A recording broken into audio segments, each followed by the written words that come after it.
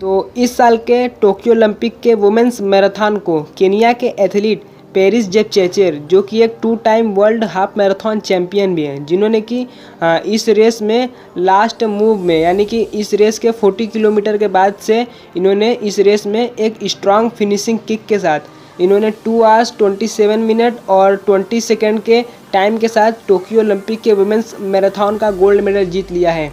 और जिसमें इनका पेस था 329 पर किलोमीटर का और 537 पर माइल का। और जिसके साथ ही केनिया के ही एथलीट ब्रिजिट कोसगे, जो कि पेरिस जेपचेचर के टीममेट हैं और इनके साथ ही ये प्रैक्टिस करती है, इनके साथ ही ये रनिंग करती हैं, जो कि एक मैराथन वर्ल्ड रिकॉर्ड होल्डर भी है, जिन्होंने कि यहाँ पर 2 आवर्स 27 मिनट और 36 सेकेंड के टाइम के साथ टोक्यो ओलंपिक के वुमेन्स मैराथन का सिल्वर मेडल जीता है। और इस टोक्यो ओलंपिक के वुमेन्स मैराथन में फर्स्ट सेकेंड से ज़्यादा थर्ड प्लेस्ड अनबिलीवेबल रहा है, क्योंकि थर्ड प्लेस पर यूएसए के मोली सीडल, जिन्होंने कि 2 आवर्स 27 मिनट और 46 सेकेंड के टाइम के साथ टोक्यो ओलंपिक के वुमेन्स मैराथन का ब्रॉन्ज मेडल जीता है। और जिसमें इनका पेस था 330 पर किलोमीटर का और 538 पर माइल का। मोली सीडल जो कि अब अपने करियर का तीसरे ही मैराथन में ये भाग रही थी, और वो भी इन्होंने ओलंपिक जैसे स्टेज पर आकर इन्होंने अपने करियर के तीसरे ही मैराथन में इन्होंने ओलंपिक का ब्रॉन्ज मेडल जीत लिया, जो कि एक काफ़ी बड़ी बात है, क्योंकि जो मैराथन होता है वो एक 42.2 किलोमीटर का एक रेस होता है, जो कि एक सबसे लंबी दूरी का रेस होता है। और इसमें आपको एक काफ़ी ज़्यादा एक्सपीरियंस की ज़रूरत होती है, क्योंकि आप एक नए मैराथन रनर कभी भी जाकर ओलंपिक में अपने तीसरे ही मैराथन में ये ओलंपिक में मेडल नहीं जीत सकते, क्योंकि इसमें आपको काफ़ी सारा आपको एक्सपीरियंस चाहिए होता है, क्योंकि आपको मैराथन में सिर्फ भागना नहीं होता है, इसमें आपको एक स्ट्रेटजी लगाकर आपको इसमें रन करना होता है, क्योंकि आप इसमें स्टार्टिंग से ही भाग जाएंगे तो आप 10 किलोमीटर या 20 किलोमीटर के बाद आप इस रेस को छोड़ देंगे। इसमें एक आपका एक जो एवरेज पेस है उस पेस के साथ आपको इसमें रनिंग करना होता है। और इन्होंने अमेरिका के एथलीट मोली सीडल ने अपने काफ़ी ज़्यादा ब्रिलियंट परफॉर्मेंस के साथ इन्होंने टोक्यो ओलंपिक के वुमेन्स मैराथन का ब्रॉन्ज मेडल जीता है, वो भी केनिया युगांडा के एथलीटों के साथ, जो कि एक मैराथन वर्ल्ड रिकॉर्ड होल्डर हैं। कोई 2 बार मैराथन वर्ल्ड रिकॉर्ड जीता है, कोई कि half marathon world record holder है। उन सभी के बीच में जाकर अपने करियर के तीसरे ही मैराथन में इन्होंने ब्रॉन्ज मेडल जीता, जो कि एक काफ़ी ज़्यादा काबिल तारीफ़ है।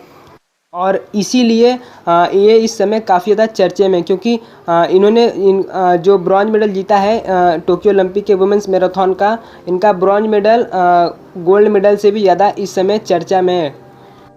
और तो गाइज़ मैं मोली सीडल के ऊपर इनके करियर के ऊपर एक डिटेल में वीडियो बनाऊंगा, क्योंकि ये पहले 2 साल 3 साल पहले ये दूसरे इवेंट में ये मिडिल डिस्टेंस में रन करती थी, और इन्होंने अब मैराथन में शिफ्ट हो गई हैं। तो मैं इनके ऊपर इनका करियर काफ़ी ज़्यादा एक्साइटिंग है, तो मैं आपको इनके करियर के ऊपर एक वीडियो जल्द ही अपने चैनल पर डालने वाला हूँ। टोक्यो ओलंपिक के इस मैराथन में टोटल 88 फीमेल रनर पार्टिसिपेट कर रही थी, जो कि पूरे वर्ल्ड वाइड से फीमेल रनर थी।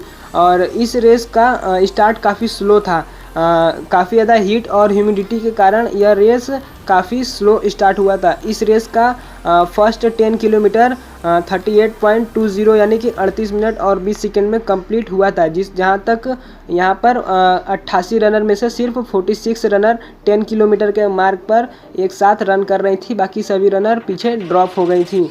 और इसी प्रकार से 20 किलोमीटर का मार्क इन्होंने 1 आवर 11 मिनट और 27 सेकेंड में कंप्लीट हुआ था। और यहाँ पर काफ़ी सारे रनर ड्रॉप हो गए थे, यहाँ पे सिर्फ 13 रनर का ग्रुप एक साथ रन कर रहा था, बाकी सभी रनर पीछे ड्रॉप हो गए थे।